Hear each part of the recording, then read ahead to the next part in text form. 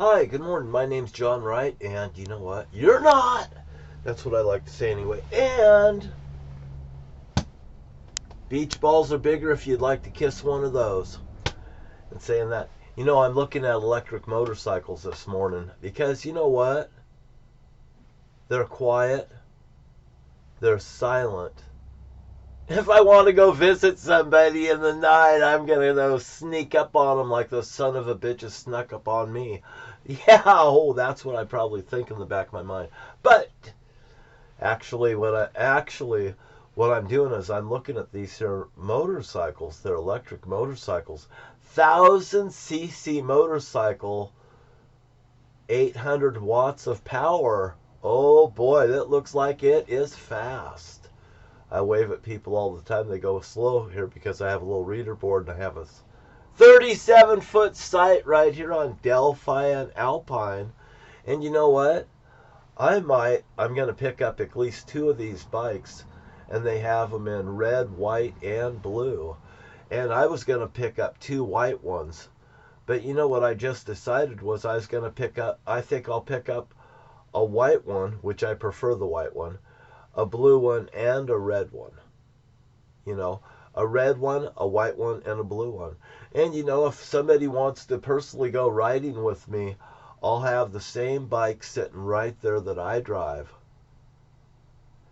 And I'll have to assemble these here products right here, or I'll have my nephew assemble them for an amount of money that is fair amount comparable to the price that I pay for it.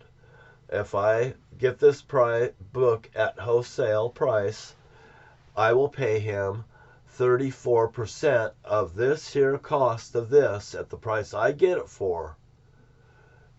I give him the motorcycle, he puts it on this table, he fixes it, he puts it together, he gives it back to me. He's made some dough. I've got this motorcycle now that I could sell for double the price that I paid for it because I've gone and did all the legwork. I invested in it. I had to wait for the shipping. I put it together and it's sitting right there. And you know what? I often set people up to go into business for themselves by what? Giving them an idea, giving them a helping hand. It reminds me of a woman that just told me a story about a coffee shop. And I wanted to put the coffee shop right in there. And I would have ran that coffee shop. I would have actually quit the bowling alley to run the coffee shop in Chehalis, Washington. That was between my house and the bowling alley. I had them put this coffee shop in by stopping in and saying, "Hey, I see you over there cleaning up that old gas station. I'd like, I know, well, so if somebody says something about somebody stuttering, I'm pulling you into something. Well, what would go really good there? Oh boy, that guy goddamn just jumped on it like fucking candy. A baby fucking stealing candy. I just love it when somebody steals my idea. And they think I'm pissed. Well, yeah, sometimes I might get upset if I don't get to come in there. But now if I get my cup of coffee there between, me going to work and stuff, it's fine. And as long as I work at the bowling alley, I think the place that it did okay. I don't know if it wouldn't have did what I would have done right there. I would have put the pit stop in there. And you would have got high performance coffee to get you on your way in the morning. And I'll tell you what, you want some whipped cream in that, I'll do better than that. I'll put something special in that, and you'll say, "What does that guy put in that coffee? I think it's whipped cream, but I don't know." That's right. You see, because when I do trade secrets, I don't necessarily tell everybody exactly what I do, but I do tell them. And I do say, everything that I do I do it for you. I do things for other people all the time. You know why? Hey, you think there's nothing in it for me? Your happiness and what you transpire to others, if you are transparencing love and affection and stuff, and you're in a good mood, at least when I come to see you, you're not fucking crying to me like over spilt milk. You know, I often say, well, gravity holds you down, but what holds you back? You know, and you know, I've had my trials and tribulations in my life. I've had my scorpions in my life. I found this in the backyard when I decided, oh, there'd be a valuable spot right over there to dig it. And I did. And look what I pulled up. And I went and showed my brother-in-law and sister-in-law.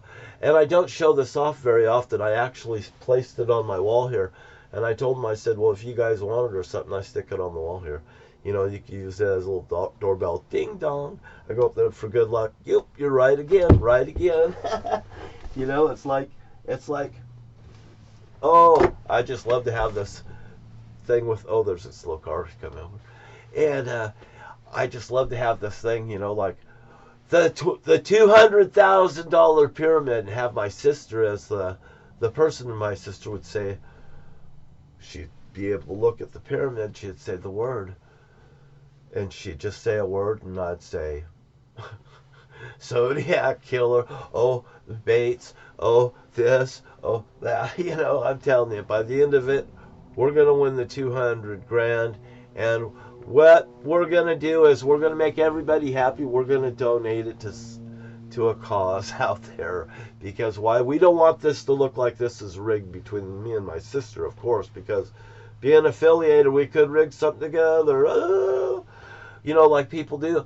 They always want to say, well, they're family. You know what? And families can't rig things together. Look what my family's done. Do you think Donald Trump's family could do any less? I will tell you this about Donald Trump and his actions. His family members are scared of him. Absolutely. His daughter, you know, comes down and she says, you know, like I think it was Bill Barr, the president's attorney, Trump, Barr. He said, you know, something. She said, the blonde girl, the Trump girl that's right next to the president, you know, she says he values her opinion and everything. You know, Donald Trump the very next day said, you know, discredited his own daughter about the situation. She don't know what she's talking about. She knows exactly what she's talking about. And you know what? The children shouldn't be punished for the dad. But if one of those children get punished and harmed because of the dad's actions, send a message to the dad. Somebody sent a message to me not to come forward, and they've taken my son. They've kidnapped my nephew's children right here. My nephew Kevin, as far as I know, the words that he's related to me as his children's been kidnapped off this property. And there's no way to candy coat that with me. Is there any way to candy coat kidnapping?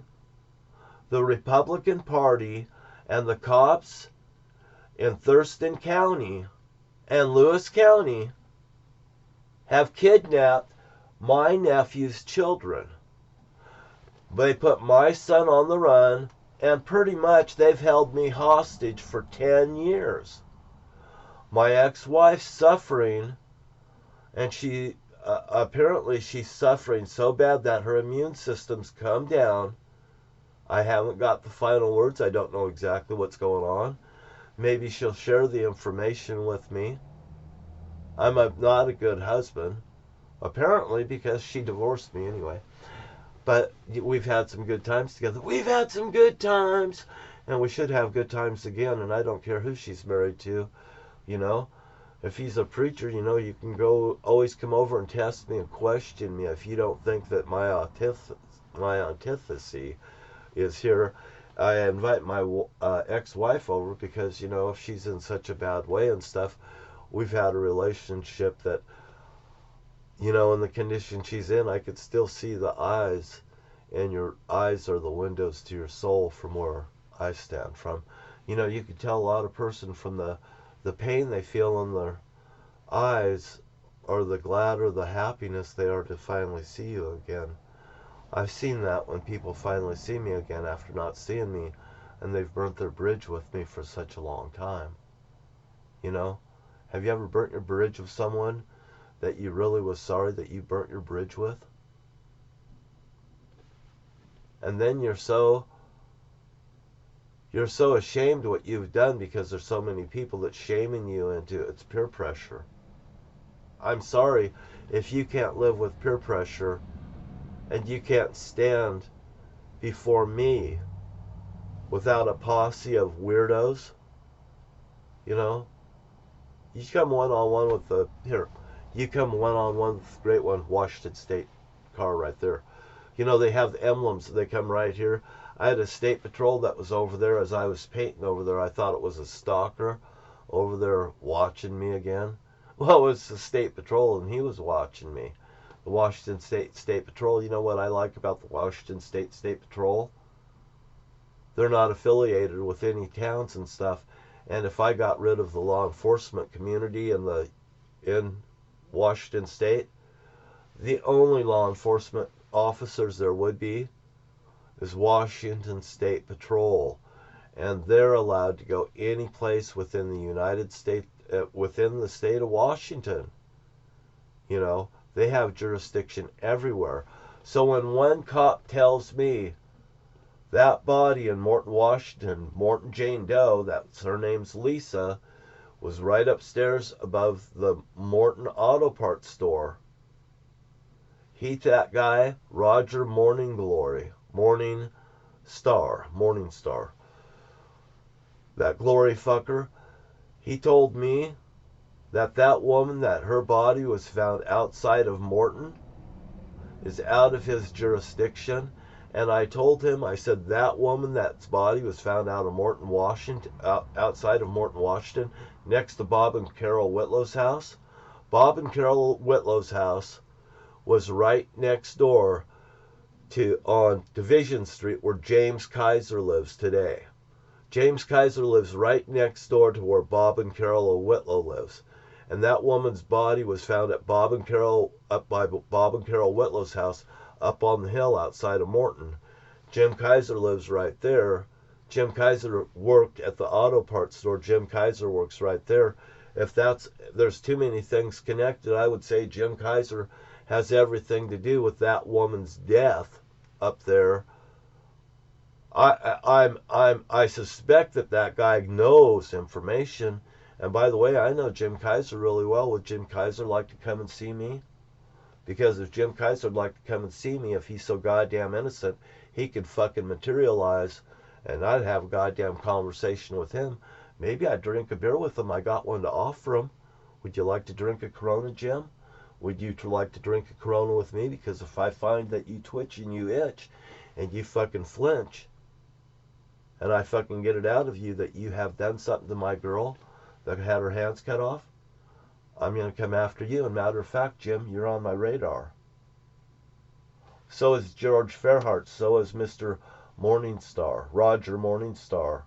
So is Mr. Stanza that had his sign at the bowling alley down there when they were putting the new stuff over it and putting a fence around it and made that look like, if you say anyone, we'll cut you in half. Mr. Stanza, I will say this. I supported you and your brother. I brought you guys to Lewis County for you guys to do your goddamn job, and if you fucking failed, I want your pension. I want your career.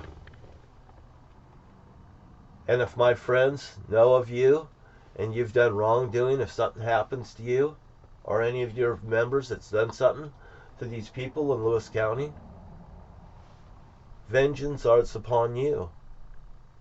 You clean up your goddamn act in your fucking law enforcement communities, you'll be in prison just like the G6ers.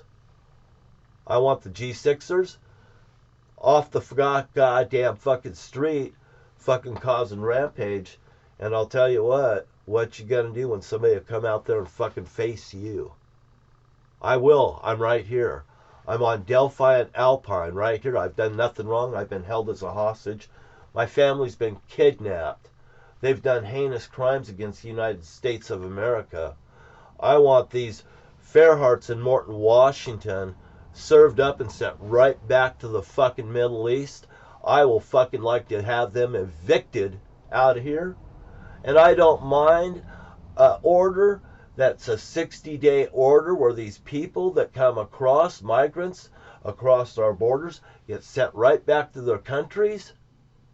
And I would encourage people to do the border bill and put an X on Donald Trump. He's done. He's out of it. He doesn't have no more career. I finished him. I helped finish him. I supported everybody that's brought the action upon Donald Trump. Thank you for your time, and you have a great day, America. Ask what you can do for America and not what America do for you. You have to have diligence. You better keep your eyes wide open and be focused, you guys. And I'm telling you that. And you heard it here. My name's John Wright.